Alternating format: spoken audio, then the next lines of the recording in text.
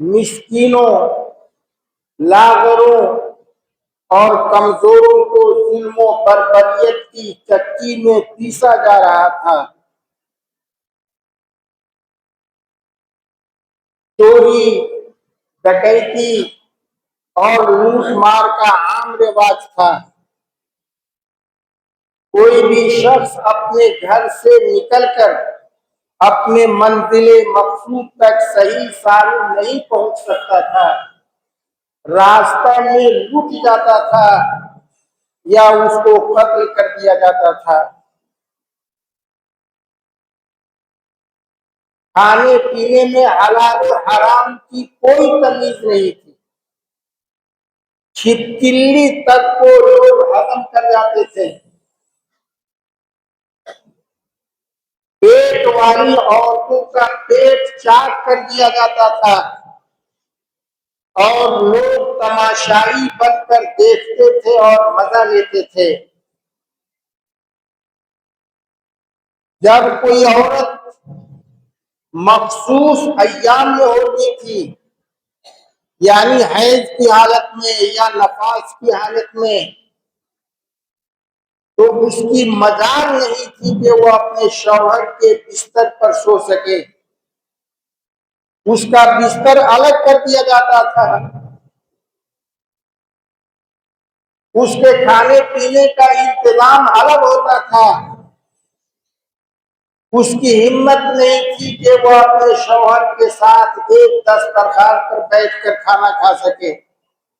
سب کچھ اس کا الگ کر دیا جاتا تھا۔ جب کسی گھر میں کوئی بیٹی پیدا ہوتی تھی تو اس کو زندہ زمین کھود کر زندہ دفن کر دیا جاتا تھا۔ اللہ رب العالمین نے ارشاد فرمایا، وَإِذَا بُشِّرَ أَحَدُهُم بِالْأُنثَىٰ ظَلَّ وَجْهُهُ مُسْوَدًّا وَهُوَ كَظِيمٌ۔ جب ان کو بیٹی کی پیدائش کی خبر دی جاتی، جب کسی باپ کو بیٹی کی پیدائش کی خبر دی جاتی، تمہارے غم اور افسوس سے ان کا چہرہ سیاہ ہو جاتا تھا اور وہ غصہ کے مارے بھڑک اٹھتا تھا۔ يَتَوَارَى مِنَ الْقَوْمِ مِنْ سُوءِ مَا بُشِّرَ بِهِ۔ بیٹی کی پیدائش پر اس باپ کو اتنا افسوس اور غم ہوتا تھا کہ وہ مارے شرم کے اپنی قوم کے لوگوں سے اپنے منہ کو چھپائے پھرتا تھا۔ يَتَوَارَى مِنَ الْقَوْمِ مِنْ سُوءِ مَا بُشِّرَ بِهِ۔ بیٹی کی پیدائش کی وجہ سے باپ اپنے چہرہ کو اپنی قوم کے لوگوں سے چھپائے پھرتا تھا کہ کوئی دیکھ نہ لے اور مجھ کو بیٹی کے پیدا ہونے کا تانا نہ دے دے۔ اب اس کے سامنے دو راستے ہوتے تھے، أَيُمْسِكُهُ عَلَىٰ هُنٍ أَمْ يَدُسُّهُ فِي التُّرَابِ۔ یا تو ذلت اور رسوائی کے باوجود اس بیٹی کو اپنے گھر میں زندہ رہنے دے یا زمین کھود کر اس کو زندہ دفن کر دے۔ یہ حالات تھے عرب کے۔ ساری انسانیت ایک حاکم عادل اور شاہ منصف کے لیے تڑپ رہی تھی۔ ایسے حالات میں 571 عیسوی کو 9 ربیع الاول یا 12 ربیع الاول کی تاریخ میں رسالت کا آفتاب باران کی چوٹی سے نمودار ہوا۔ آپ کی پیدائش ساری انسانیت کے لیے بالعموم اور سارے مسلمانوں کے لیے بالخصوص فرحت و مسرت کا باعث ہے۔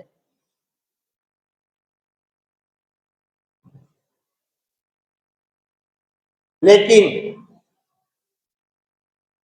آپ صلی اللہ علیہ وسلم کی پیدائش کی تاریخ کو ہم بطور جشن نہیں منا سکتے۔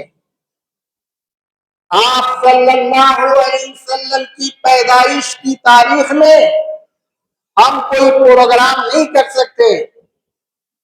آپ صلی اللہ علیہ وسلم کی پیدائش کی تاریخ میں ہم جلوس محمدی کے نام کا کوئی جلوس نہیں نکال سکتے۔ آپ صلی اللہ علیہ وسلم کی پیدائش کی تاریخ میں ہم ہری جھنڈی اپنے ہاتھوں میں لے کر کوئی جلوس نہیں گوا سکتے۔ کیوں؟ اس لیے کہ پیارے نبی صلی اللہ علیہ وسلم سے یہ عمل ثابت نہیں ہے۔ آپ کی تاریخ پیدائش پر جشن منانا، آپ کی تاریخ پیدائش کو بطور عید میلاد النبی منانا، یہ باعث خیر ہوتا، یہ ثواب کا کام ہوتا، یہ دین کا کام ہوتا، تو پیارے نبی صلی اللہ علیہ وسلم اپنی پیدائش کی تاریخ پر اپنا جشن پورے اہتمام کے ساتھ، پورے طراب کے ساتھ اور پوری شان و شوکت کے ساتھ مناتے، اور صحابہ کرام رضی اللہ تعالیٰ عنہ کو ایسا کرنے کا حکم دیتے۔ نہ تو پیارے نبی صلی اللہ علیہ وسلم نے اپنا برتھ ڈے خود منایا، اپنا جشن میلاد النبی آپ نے خود نہیں منایا، اور نہ صحابہ کرام رضی اللہ تعالیٰ عنہ کو منانے کا حکم دیا۔ آپ کے انتقال کے بعد حضرت ابو بکر رضی اللہ تعالیٰ عنہ اپنے 4 سالہ دور خلافت میں آپ کا جشن میلاد النبی نہیں منایا۔ آپ کی رگ و جان سے زیادہ قریب رہنے والے صحابہ آپ کا جشن میلاد النبی نہیں منایا۔ حضرت عمر رضی اللہ تعالیٰ عنہ نے اپنے 10 سالہ دور خلافت میں آپ کا جشن میلاد النبی نہیں منایا۔ حضرت عثمان غنی رضی اللہ تعالیٰ عنہ نے اپنے دور خلافت میں آپ کا جشن میلاد النبی نہیں منایا۔ حضرت علی رضی اللہ تعالیٰ عنہ نے اپنے دور خلافت میں آپ کا جشن میلاد النبی نہیں منایا۔ آپ کے نواسے حضرت حسن اور حسین رضی اللہ تعالیٰ عنہ نے آپ کا جشن میلاد النبی نہیں منایا۔ حضرت امیر معاویہ رضی اللہ تعالیٰ عنہ نے اپنے دور خلافت میں آپ کا جشن میلاد النبی نہیں منایا۔ حضرت عبد الرحمن بن عوف رضی اللہ تعالیٰ عنہ نے آپ کا جشن میلاد النبی نہیں منایا۔ تو ہمیں اور آپ کو یہ اختیار نہیں ہے، جس کام کو اللہ کے رسول نے نہیں کیا، آپ کی رگ و جان سے زیادہ قریب رہنے والے صحابہ نے جس کام کو نہیں کیا، ہمیں اور آپ کو اختیار نہیں ہے کہ ہم آپ کا جشن میلاد النبی منائیں۔ ہم آپ کی پیدائش کی تاریخ پر کوئی پروگرام کریں یا جلوس محمدی کے نام کا جلوس نکالیں، نہیں۔ اگر یہ عمل باعث خیر ہوگا، اگر یہ دین کا حصہ ہوگا، تو اللہ کے رسول صلی اللہ علیہ وسلم سب سے پہلے اپنا جشن میلاد النبی مناتے۔ کیونکہ خیر کے کاموں میں اللہ کے رسول سے بڑھ کر کوئی عمل کرنے والا نہ پیدا ہوا ہے اور نہ قیامت تک کوئی پیدا ہوگا۔ پیارے نبی صلی اللہ علیہ وسلم کی پوری زندگی کا آپ مطالعہ کر جائیں، آپ کی پوری سیرت طیبہ کو پڑھ جائیں اور احادیث کے تمام اوراق کو الٹ ڈالیں، ایک حدیث بھی، کوئی ضعیف حدیث بھی آپ کو نہیں ملے گی کہ اللہ کے رسول صلی اللہ علیہ وسلم نے اپنا جشن میلاد النبی منایا ہو یا صحابہ کرام کو اپنی امت کو منانے کا حکم دیا۔ اللہ رب العالمین ارشاد فرماتا ہے وَمَن يُشَاقِقِ الرَّسُولَ مِن بَعْدِ مَا تَبَيَّنَ لَهُ الْهُدَىٰ، اور جو شخص حق کے واضح ہو جانے کے بعد محمد الرسول اللہ صلی اللہ علیہ وسلم کی مخالفت کرے، وَيَتَّبِعْ غَيْرَ سَبِيلِ الْمُؤْمِنِينَ نُوَلِّهِ مَا تَوَلَّىٰ، اور مومنوں کی راہ کو چھوڑ کر دوسری راہوں پر چلے، تو اللہ تعالیٰ فرماتا ہے نُوَلِّهِ مَا تَوَلَّىٰ، ہم اس کو اسی راہ پر چلا دیں گے جس راہ پر وہ چلنا چاہتا ہے، وَنُصْلِهِ جَهَنَّمَ، اور ہم اس کو جہنم کی دہکتی ہوئی آگ میں ڈال دیں گے، وَسَاءَتْ مَصِيرًا، اور جہنم برا ٹھکانہ ہے۔ حضرات، اس آیت کریمہ کے اندر مومنین سے مراد صحابہ کرام رضی اللہ تعالی عنہ کی جماعت ہے، کیونکہ قرآن جب نازل ہو رہا تھا تو اس وقت صحابہ کرام رضی اللہ تعالی عنہ کے علاوہ مومنوں کی کوئی دوسری جماعت نہیں تھی جس کو مراد لیا جائے۔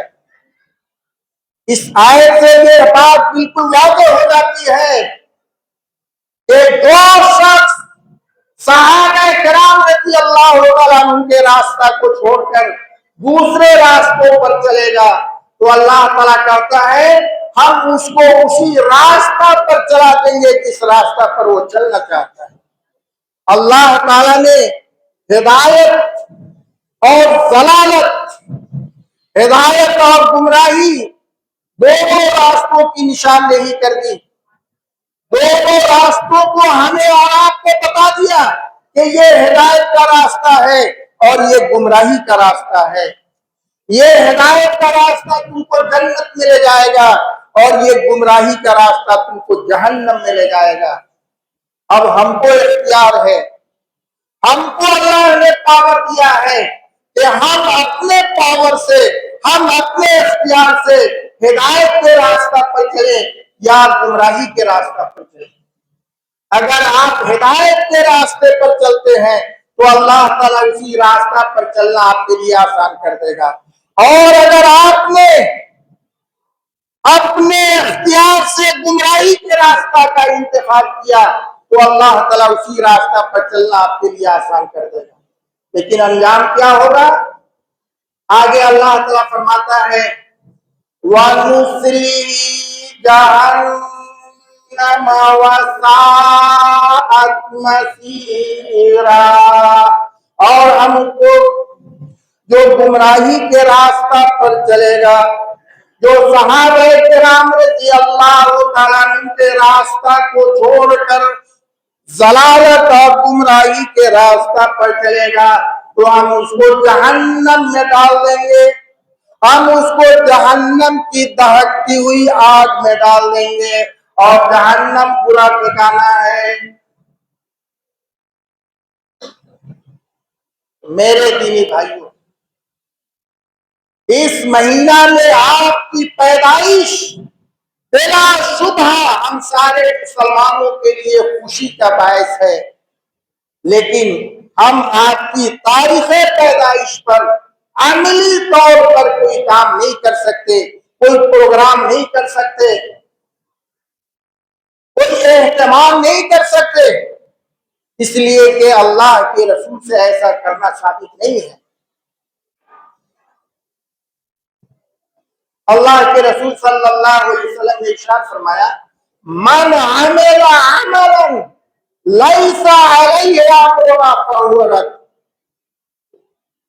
جو شخص ایسا کام کرے جس کام کے کرنے پر ہمارے فرمان اور عمل کی مہر نہیں لگی ہے، فہو رد، تو وہ قابل رد ہے۔ ایسے عمل کو ردی کی ٹوکری میں پھینک دیا جائے گا۔ اور اگر آپ دین سمجھ کر کرتے ہیں اس کام کو، ثواب سمجھ کر کرتے ہیں، تو جان لیجیے اسی کا نام بدعت ہے، یہ آپ کے لیے وبال جان ہے۔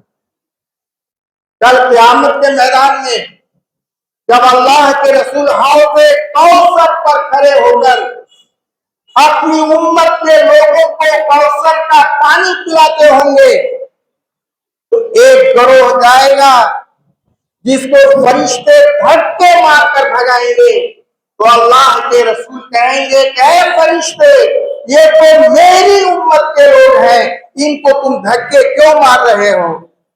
تو معلوم ہے فرشتہ کیا جواب دے گا؟ فرشتہ کہے گا انک لا تعلم ما حدثوا، اے محمد آپ کو معلوم نہیں ہے کہ آپ کے انتقال کے بعد ان لوگوں نے آپ کے دین میں کیا کیا نئی چیزیں پیدا کر دی تھی۔ تو اللہ کے رسول کہیں گے سحقاً لمن غیر بعدی، ایسا شخص میرے پاس سے دور ہو جائے جس نے میرے بعد میرے دین کو بدل دیا تھا۔ 12 ربیع الاول، ایسے تو اللہ کے رسول کی تاریخ پیدائش میں مورخین کا اختلاف ہے۔ بعض مورخ نے آپ کی تاریخ پیدائش 6 ربیع الاول لکھا ہے، اور اکثر مورخین نے آپ کی تاریخ پیدائش 9 ربیع الاول لکھا ہے، اور بعض مورخ نے 12 ربیع الاول لکھا ہے۔ ٹھیک ہے، آپ 9 ربیع الاول کو پیدا ہوں یا 12 ربیع الاول کو پیدا ہوں، آپ کی پیدائش ہم مسلمانوں کے لیے خوشی کا باعث ہے، لیکن ہم عملی طور پر، پریکٹیکلی طور پر کوئی کام نہیں کر سکتے۔ اللہ تعالیٰ نے دوسری جگہ ارشاد فرمایا، اتبعوا ما انزل الیکم من ربکم، اے لوگوں ان احکام کی اتباع اور پیروی کرو، ان احکام کی اتباع اور پیروی کرو جو تمہارے اوپر تمہارے پروردگار کے طرف سے نازل کیے گئے۔ وَلَا تَتَّبِعُوا مِن دُونِهِ أَوْلِيَاءَ، اور ان کے علاوہ، احکام الہی کے علاوہ ولیوں کی، پیروں کی، اماموں کی اتباع مت کرو۔ قَلِيلًا مَا تَذَكَّرُونَ، تم لوگ بہت کم نصیحت حاصل کرتے ہو۔ اس آیت میں یہ بات بالکل واضح کر دی گئی کہ ہمیں اور آپ کو ان احکام کی اتباع کرنی ہے جو احکام اللہ رب العالمین کی طرف سے نازل کیے گئے ہیں۔ ہمیں اور آپ کو قرآن اور حدیث کی اتباع کرنی ہے، ہمیں اور آپ کو پیارے نبی صلی اللہ علیہ وسلم کی اتباع کرنی ہے، ہمیں اور آپ کو صحابہ کرام رضی اللہ تعالیٰ عنہ کی اتباع کرنی ہے، کیونکہ صحابہ اللہ کے رسول کی سنت سے ہٹ کر کوئی عمل نہیں کرتے تھے۔ تو 12 ربیع الاول کو آپ صلی اللہ علیہ وسلم کا جشن میلاد النبی منانا، یہ پیارے نبی صلی اللہ علیہ وسلم کی محبت کی علامت اور پہچان نہیں ہے۔ محبت کی، آپ صلی اللہ علیہ وسلم سے محبت اور انسیت کی علامت اور پہچان یہ نہیں ہے کہ ہم 12 ربیع الاول کو جشن میلاد النبی کا پروگرام کریں، ہم 12 ربیع الاول کو جلوس محمدی کے نام سے جلوس نکالے۔ محبت رسول کی یہ علامت نہیں ہے، بلکہ محبت رسول کی علامت اور پہچان یہ ہے کہ اللہ کے رسول کی سنت سے محبت کیا جائے، اللہ کے رسول کے طریقے عمل سے محبت کیا جائے، پیارے نبی صلی اللہ علیہ وسلم کے احکام اور فرامین پر عمل کیا جائے، پیارے نبی صلی اللہ علیہ وسلم کے تعلیمات کو اپنے گلے سے لگایا جائے، جیسا کہ پیارے نبی صلی اللہ علیہ وسلم نے خود ارشاد فرمایا، من احب سنتی فقد احبنی، جس نے میری سنت سے محبت کی اس نے مجھ سے محبت کی، جس نے میرے طریقے عمل سے محبت کی اس نے مجھ سے محبت کی، وَمَنْ أَحَبَّنِي كَانَ مَعِيَ فِي الْجَنَّةِ، اور جس نے مجھ سے محبت کی وہ میرے ساتھ جنت میں ہوگا۔ یہ ہے محبت رسول کی دلیل، یہ ہے محبت رسول کی علامت اور پہچان کہ اللہ کے رسول کی سنت سے محبت کیا جائے، اللہ کے رسول کے طریقے عمل کو اپنی زندگی میں نافذ کیا جائے۔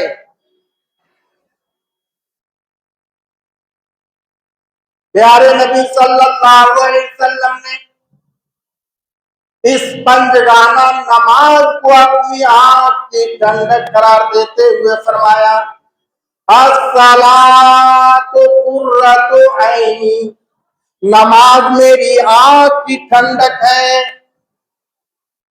ہم میں کا ہر شخص اپنا محاسبہ کرے، اپنا جائزہ لے کہ کیا ہم پنجگانہ نمازوں کا اہتمام کر کے اپنے رسول کی آنکھ کو ٹھنڈک پہنچا رہے ہیں؟ جمعہ کی نماز پڑھ لینے کو ہم نے اپنے لیے کافی